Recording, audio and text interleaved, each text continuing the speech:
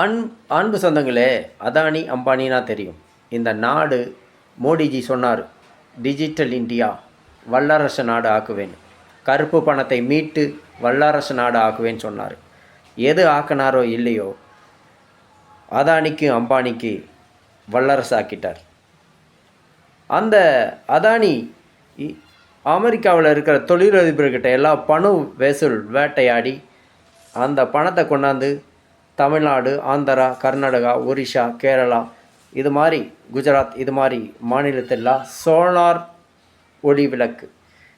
Solar மின்சார ஒளி விளக்கு தயாரிக்கிறதுக்கு அங்கங்கே அமைச்சர்கள்கிட்ட எல்லாம் பணம் கொடுத்து அந்த அமெரிக்கா அரசாங்கம் இந்த யார்கிட்ட எவ்வளோ பணம் கொடுத்துருக்குன்னு திட்டவட்டமாக வெளியெடுத்து நேற்று அவரை அதானியை அரெஸ்ட் பண்ணியிருக்காங்க. இது மாதிரி உழைக்காமல் வேர்வை சிந்தாமல் ஆட்டையம் போட்டு வாழ்கிறவன் தான் இன்றைக்கி நிறையா பேர் இங்கே வாழ்ந்துட்டுருக்கிறான். உழைச்சி சம்பாதிக்கிறவன் இன்றைக்கி யாருமே இன்றைக்கி முன்னேறினதில்லை. இது மாதிரி திருட்டு பையங்க. ரெண்டாவது, இந்த வேதாந்தா நிறுவனம் சொல்லி தூத்துக்குடியில் உங்களுக்கு எல்லாமே சொல்லியும் மீத்தேன் ஈத்தேனுக்கு எத்தனையோ உயிரெல்லாம் அழிஞ்சுது.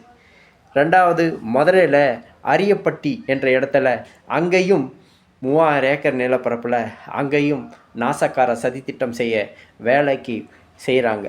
எந்த அரசு, நொந்த அரசு, மயிறு அரசு வந்தாலும் சரி, இந்த வேதாந்த நிறுவனத்துக்கும் கார்ப்பரேட் நிறுவனத்துக்கு தான் வேலையாக செய்கிறாங்க.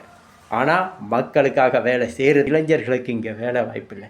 நம்ம பெண்களுக்கு பாதுகாப்பு இல்லை. பாலியல் வன்கொடுமை, கஞ்சா தலைவிரிச்சு ஆடுது. தினதோறும் கொலை.